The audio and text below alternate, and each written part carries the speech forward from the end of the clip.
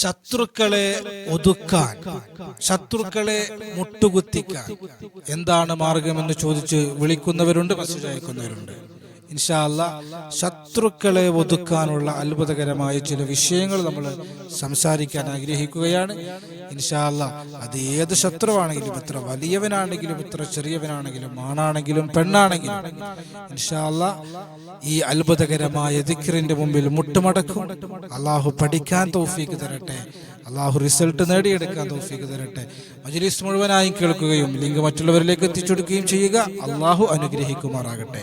അഊദു ബില്ലാഹി മിനശ് ശൈത്വാനിർ റജീം. ബിസ്മില്ലാഹിർ റഹ്മാനിർ റഹീം. അൽഹംദുലില്ലാഹി വകഫാ വസ്സലാമുൻ അലാ ഇബാദിഹിൽ ലദീന മുസ്തഫാ. മാ ബഅദ്. അള്ളാഹു നമ്മുടെ മജ്‌ലിസിനെ സ്വീകരിക്കട്ടെ. നമ്മുടെ ജീവിതത്തിൽ അള്ളാഹു സന്തോഷവും സമാധാനവും നൽകട്ടെ. ജീവിതത്തിൽ നാം അനുഭവിക്കുന്ന എല്ലാ വിഷമങ്ങളും പ്രയാസങ്ങളും അള്ളാഹു മാറ്റിത്തരട്ടെ. സാഹിര്യങ്ങളുടെ സിഹറിൽ നിന്ന്, ആയിനിങ്ങളുടെ ഐനിൽ നിന്ന്, ളാലിമീങ്ങളുടെ ളുൽമിൽ നിന്ന്, ഹാസിദ്യങ്ങളുടെ ഹസദിൽ നിന്ന് അള്ളാഹു നമുക്ക് സലാമത്ത് നൽകട്ടെ. ദുആ വസിയത്ത് ചെയ്ത ധാരാളം ആളുകളുണ്ട്. അള്ളാഹു എല്ലാവരുടെയും ആഗ്രഹങ്ങളെ സഫലമാക്കട്ടെ. ആമീൻ ബിറഹ്മതിക യാ അർഹമർ റഹീമീൻ. പ്രിയമുള്ള സഹോദരങ്ങളെ, സഹോദരിമാരെ, നമ്മളൊക്കെ മനുഷ്യരാണ്. മനുഷ്യരെ സംബന്ധിച്ചിടത്തോളം മനുഷ്യർക്ക് ശത്രുക്കൾ ഉണ്ടാവുക എന്നുള്ളത് സ്വാഭാവികമായ വിഷയമാണ്. ഇന്നഹു ലക്കും അദുവ്വുൻ മുബീൻ. ഏറ്റവും വലിയ ശത്രു ശപിക്കപ്പെട്ടവനായ പിശാച് തന്നെയാണ്. അള്ളാഹുവിന്റെ വിശുദ്ധമായ ഖുർആൻ പറയുന്നു, അവൻ വ്യക്തമായ ശത്രുവാണ്. ഭൂതവർഗത്തിൽ അല്ലെങ്കിൽ പൈശാചിക ശത്രുക്കൾ എന്നതിനപ്പുറം നമ്മുടെ നിത്യജീവിതത്തിൽ ഒരുപാട് ശത്രുക്കളെ നാം അഭിമുഖീകരിക്കുന്നവരാണ്. ഏറ്റവും കൂടുതൽ അള്ളാഹു സുബ്ഹാനഹു വ തആല ശത്രുക്കളെ നൽകിയത് അള്ളാഹുവിന്റെ പ്രവാചകന്മാർക്കായിരിക്കും. പ്രവാചകന്മാർ കഴിഞ്ഞാൽ ഔലിയാക്കൾക്കായിരിക്കും, ഔലിയാക്കൾ കഴിഞ്ഞാൽ സ്വാലിഹീങ്ങൾക്കായിരിക്കും, ആലിമീങ്ങൾക്കായിരിക്കും. അള്ളാഹുവിന്റെ ദീനിൽ തീവ്രത കൂടുന്നതിനനുസരിച്ച് ശത്രുക്കളും കൂടും എന്നുള്ളതാണ്. പരീക്ഷണങ്ങൾ കൂടുമെന്നാണല്ലോ, സ്വാഭാവികമായും ശത്രുക്കളും കൂടും. എന്നാൽ ശത്രുക്കൾ ഉണ്ടാകുമ്പോൾ ശത്രുക്കൾ അവർ നശിച്ചു പോകണം എന്ന് നമ്മൾ ആഗ്രഹിക്കാൻ പാടില്ല. യുദ്ധത്തിന് വരുമ്പോൾ തിരിച്ചു നമുക്ക് യുദ്ധം ചെയ്യാം, പ്രതിരോധിക്കാം, കൊല്ലേണ്ടി വന്നാൽ കൊല്ലാം. എന്നതിനപ്പുറം ഒരാൾക്ക് നമ്മളോട് ശത്രുത ഉണ്ടെങ്കിൽ പോലും ആ ശത്രുത, അയാളുടെ ശല്യം നീങ്ങണമെന്നല്ലാതെ ശത്രു നശിക്കണമെന്ന് നമ്മൾ ആഗ്രഹിക്കാൻ പാടില്ല എന്നാണ് നമ്മുടെ ഉലമാക്കൾ നിർദ്ദേശിക്കാറുള്ളത്. എത്രയോ ഉദാഹരണങ്ങൾ നമുക്ക് റസൂലുള്ളാഹിന്റെ ജീവിതത്തിൽ കാണാലോ. എത്ര കഷ്ടപ്പെടുത്തിയ, പ്രയാസപ്പെടുത്തിയ അബൂജഹൽ എന്ന ഏറ്റവും വലിയ അഹങ്കാരി രോഗിയായി കിടന്നപ്പോൾ അല്ലാഹുവിന്റെ റസൂൽ കാണാൻ പോവാണ്. ത്വായിഫിന്റെ തെരുവില് അള്ളാഹുവിന്റെ റസൂലിന് അക്രമങ്ങൾ ഏൽക്കേണ്ടി വന്നപ്പോ പുണ്യപ്രവാചകനോട് പറഞ്ഞു, നബിയേ, ഈ പർവ്വതമെടുത്തവരുടെ ശരീരത്തിന് മുകളിലേക്ക് ഞാൻ വലിച്ചെറിയട്ടെയോ? അങ്ങൊന്ന് സമ്മതിച്ചാൽ മതി. അള്ളാഹുവിന്റെ റസൂൽ പറഞ്ഞവർ അറിവില്ലാത്തത് കൊണ്ട് ചെയ്തതല്ലേ എന്ന് പറഞ്ഞ് അള്ളാഹുവിന്റെ റസൂൽ സല്ലല്ലാഹു അലൈഹി വസല്ലം തങ്ങൾ ക്ഷമിക്കുകയാണ് ചെയ്തത്. അപ്പൊ അള്ളാഹുവിന്റെ അമ്പിയാക്കളുടെയും ഔലിയാക്കളുടെയും മാതൃക അതാണ്. നമ്മുടെയൊക്കെ ജീവിതത്തിൽ ഒരുപാട് ശത്രുക്കൾ ഉണ്ടാകും. ആ ശത്രുക്കൾ നശിച്ചു പോകണമെന്നൊരിക്കലും നമ്മൾ ആഗ്രഹിക്കരുത്. ശത്രുക്കളുടെ ശത്രുത അവസാനിച്ചു കിട്ടണമെന്ന് നമുക്ക് ആഗ്രഹിക്കാം. അതിനുള്ള പരിഹാര മാർഗങ്ങൾ ചെയ്യാം. ഒരുപാട് സഹോദരങ്ങൾ, സഹോദരിമാര് ശത്രുശല്യം, ശത്രുക്കളുടെ ശല്യം മാറാൻ വേണ്ടിയിട്ട് ദുആ വസിയത്ത് ചെയ്യാറുണ്ട്, ദിക്ർ ദുആകൾ ചോദിക്കാറുണ്ട്, മറ്റു ആത്മീയ പരിഹാര മാർഗങ്ങൾ നമ്മൾ നിർദ്ദേശിക്കാറുമുണ്ട്. ശത്രു സംഹാരം, ശത്രുക്കൾ നീങ്ങി കിട്ടാൻ വേണ്ടി, ശത്രുക്കളുടെ ശത്രുത അവസാനിച്ചു കിട്ടാൻ വേണ്ടിയിട്ട് നമുക്ക് ആഗ്രഹിക്കാം. നമുക്കതിന് വേണ്ടിയിട്ട് അള്ളാഹുവിന്റെ സഹായങ്ങൾ വ്യത്യസ്തമായ രൂപത്തിൽ നമുക്ക് തേടാം, ചൊല്ലാം, ചെയ്യാം. കുടുംബങ്ങളിൽ ശത്രുക്കൾ ഉണ്ടാകുമല്ലോ. എത്രയോ സഹോദരിമാര് പലപ്പോഴും അമ്മായിമ്മ ഭയങ്കര ബുദ്ധിമുട്ടിക്കലാണെന്ന് പറയാറുണ്ട്. നാത്തൂന്മാര് ഭയങ്കര പ്രയാസപ്പെടുത്തലാണ്, ഒരു സമാധാനവുമില്ല എന്ന് പറഞ്ഞു വിളിക്കുന്ന സഹോദരിമാരുണ്ട്. അള്ളാഹു കാത്തുരക്ഷിക്കട്ടെ. ഇപ്പോ ഇന്നലെയും ഇന്നുമായി നമ്മൾ കേൾക്കുന്ന വാർത്ത എന്താ? മലപ്പുറം ജില്ലയിൽ ഷഹാന എന്ന് പേരുള്ള 19 വയസ്സുകാരി, കല്യാണം കഴിഞ്ഞ കുറച്ച് ദിവസമായിട്ടുള്ളൂ. ആ സഹോദരി നിറം പോരാ, ഇംഗ്ലീഷ് സംസാരിക്കാൻ പോരാ എന്നൊക്കെ പരാതി പറഞ്ഞ് ആ പെൺകുട്ടിയെ മാനസികമായി പീഡിപ്പിച്ച് ആ പെൺകുട്ടി ആത്മഹത്യ ചെയ്തു പോയി. സ്ത്രീകൾ ദുർബലരാണല്ലോ, ആത്മഹത്യ ചെയ്തു പോകും. അള്ളാഹു ആ പെൺകുട്ടിക്ക് മഗ്ഫിറത്ത് നൽകട്ടെ, അള്ളാഹു സ്വർഗം കൊടുക്കട്ടെ എന്ന് നമുക്ക് ദുആ ചെയ്യാം. പല ആളുകളും ആത്മഹത്യ ചെയ്യുമ്പോൾ ആ ആത്മഹത്യ ചെയ്യുന്ന അവസാനത്തെ മൂമെന്റിൽ അവരുടെ മെയിൻ്റെ ഒക്കെ മാറിയിട്ടുണ്ടാവും. വകതിരിവ് തെറ്റിയിട്ടുണ്ടാകും. അതുകൊണ്ട് അവർ ഈമാനില്ലാതെയാണ് മരിച്ചതെന്ന് നമുക്ക് പറയാൻ പറ്റുന്നില്ല പൂർണ്ണമായിട്ടും. അള്ളാഹു അവർക്ക് സ്വർഗം കൊടുക്കുമോ സ്വർഗം കൊടുക്കൂലേ എന്നൊന്നും പറയാൻ പറ്റില്ല.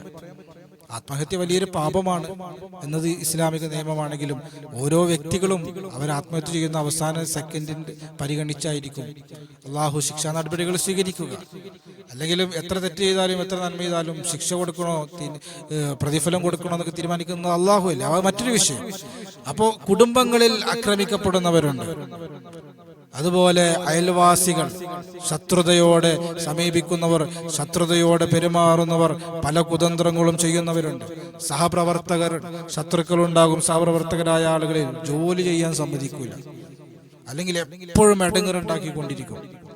അങ്ങനെയുള്ള ശത്രുക്കൾ നശിക്കണ്ട, അവരുടെ ശത്രുത നശിക്കാൻ വേണ്ടിയിട്ടുള്ള അമല് പല ആളുകളും ചോദിക്കാറുണ്ട്. കഴിഞ്ഞ ദിവസം ഒരു സഹോദരി, ഒരിക്കലും സഹോദരിയുടെ പേര് പറയൂല, ആ സഹോദരി ഒരു പുരുഷനുമായി ചെയ്യാൻ പാടില്ലാത്ത ഒരു ബന്ധത്തിൽ ഏർപ്പെട്ടു പോയി. പക്ഷെ ആ പുരുഷൻ ബ്ലാക്ക് മെയിൽ ചെയ്തുകൊണ്ടിരിക്കുക.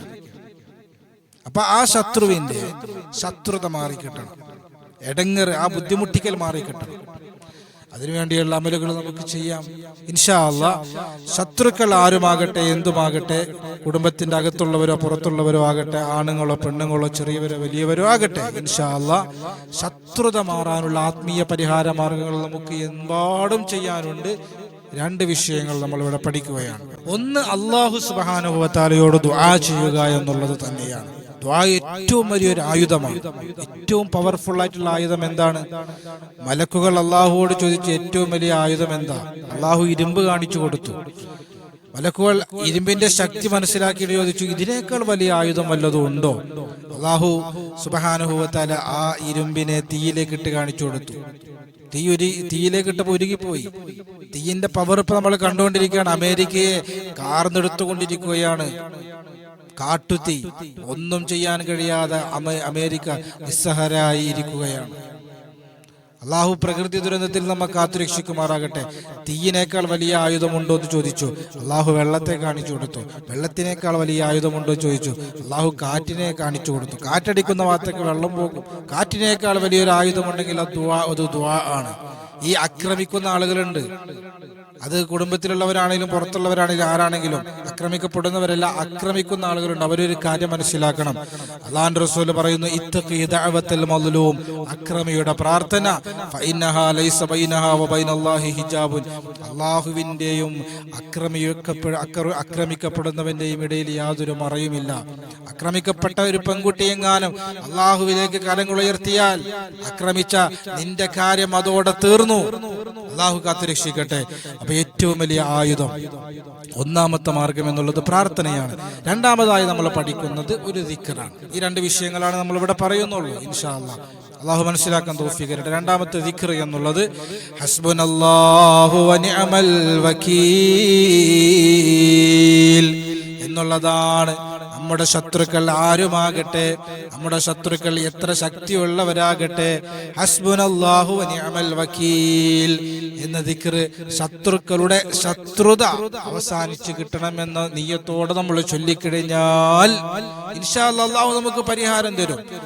അല്ലാഹുവിന്റെ റസൂൽ പറയാണ്, ഖാല ഇബ്രാഹിമു ഹീന ഉൽഖിയ ഫിന്നാർ, തീക്കുണ്ടാരത്തിലേക്ക് വലിച്ചെറിയപ്പെട്ടപ്പോൾ ഇബ്രാഹിം നബി അലൈഹി സ്വലാം ചൊല്ലി, നമ്രൂദിന്റെ അതിഭീകരമായ തീക്കുണ്ടാരം, അതിന്റെ കിലോമീറ്ററുകൾ മുകളിലൂടെ പക്ഷികൾ പറന്നാൽ പോലും ചിറകൊടിഞ്ഞ തീക്കുണ്ടാരത്തിലേക്ക് വീഴും. ആളുകൾ നേർച്ചയാക്കി ഒരു പുണ്യപ്രവൃത്തിയായി കരുതി വർഷങ്ങളോളം പണിയെടുത്ത് വലിയൊരു തീക്കുണ്ടാരം ഉണ്ടാക്കി ഇബ്രാഹിം നബി അതിലേക്ക് വലിച്ചെറിഞ്ഞു. ആ തീക്കുണ്ടാരത്തിന്റെ ഒരു ഭാഗത്ത് കത്തിച്ചു. തീക്കുണ്ടാരം മുഴുവനും നിന്ന് കത്തുമ്പോൾ ഇബ്രാഹിം നബി അലൈഹി സ്വലാം ഹസ്ബുനല്ലാഹു വ നിഅമൽ വകീൽ ചൊല്ലി. ഇബ്രാഹിം നബിയുടെ ശത്രുവാകുന്ന നമ്രൂദിന്റെ കുതന്ത്രം അവിടെ ഫലിച്ചില്ല. അല്ലാഹു രക്ഷപ്പെടുത്തി. ഹസ്ബുനല്ലാഹു വ നിഅമൽ വകീൽ. ശത്രുക്കളെ മുട്ടുകുത്തിക്കാൻ കഴിയുന്ന അത്ഭുതകരമായ ദിക്റാണ്. അല്ലാഹു സുബ്ഹാനഹു വ തആല തൗഫീഖ് നൽകി അനുഗ്രഹിക്കുമാറാകട്ടെ. ഇൻഷാ അല്ലാഹ് ഏതാനും ചില വിഷയങ്ങൾ മാത്രം നമ്മൾ ശത്രു സംഹാരവുമായി ബന്ധപ്പെട്ട് പറഞ്ഞു എന്ന് മാത്രം. ഒരുപാട് വിഷയങ്ങൾ ഇനി നമുക്ക് സംസാരിക്കാനുണ്ട്.